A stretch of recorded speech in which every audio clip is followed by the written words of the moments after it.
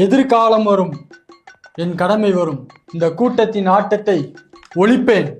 இந்த கூட்டத்தின் ஆட்டத்தை ஒழிப்பேன். என்ன கூட்டத்தின் ஆட்டத்தை ஒழிப்பேன் 2 தடவை சொன்னா? அதான் சாங்குன்னு போட்டிருக்கல, பிராக்கெட்ல சாங்குன்னு போட்டிருக்கல. பாட்டா பாட்னா படிக்கணும். பேசுற டன்ஸ் பஞ்சுன்னு போட்டுருந்துச்சுன்னா பஞ்சா பேசணும். எமோஷனல் பிராக்கெட்ல போனா எமோஷனலா பேசணும். இங்க என்ன போட்டிருக்குது? இது சாங். தமிழ் தான் தற்குறா. இங்க என்ன போட்டிருக்குது? அண்ணா எனக்கு ஸ்கிரிப்ட் பேப்பர்ல சாங்னா அதுக்கு தனியா ஒரு இது கொடுத்து அது போட்டிருப்பாங்க. நீங்க டைலாக் கூட சேர்த்து எழுதுனா அப்புறம் அப்படிதான் படிக்க முடியும். நானு பாட்டா பாடணும் பாரு. ஸ்கிரிப்ட் எழுது. பாட்டா படிக்கணும். அதை புரியுதா? எதிர்காலம் இங்க பாட வேணாம், போதும். அப்படியே சோகமா இது மாதிரி இருக்குது. அடுத்து படிப்பா. சரி. மதுரை மத்தி விஜய். உன் பேர் தானே போட்டுக்குது. அதை கூட பார்த்து முடியா? உன் பேர் தானே போட்டுக்குது. அதை கூட வேற படி. தெற்கு. அண்ணா இங்க பாருங்க, பிரிண்டிங் மிஸ்டேக்ண்ணா.